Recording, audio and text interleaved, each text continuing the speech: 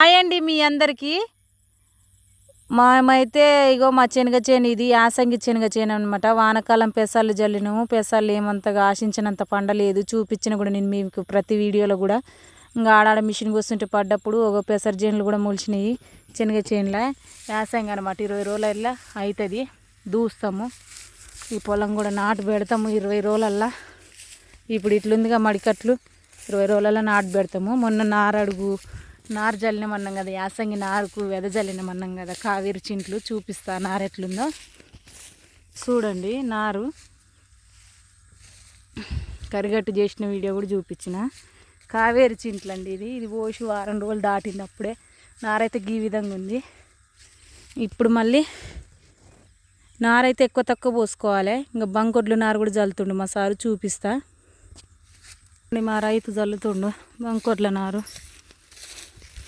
మా రైతుకు ఒక లైక్ వేసుకోరాదండి. ఆయన ఎంత కష్టపడ్డా ఒక తిరగనే ఉంటాడు. నేను గీత కష్టం చేసినా ఎంత కష్టం చేసినట్టు నా బట్టలన్నీ మారుతాయి. అదేంటో మరి.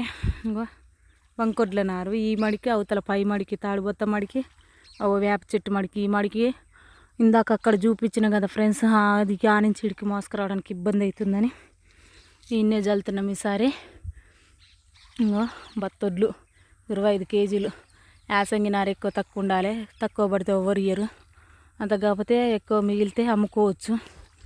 ఇంకా ప్లీజ్ మీరు ఏమేమి వడ్లు యాసంగి నారు పోసిరో కామెంట్ సెక్షన్లో కామెంట్ చేయండి.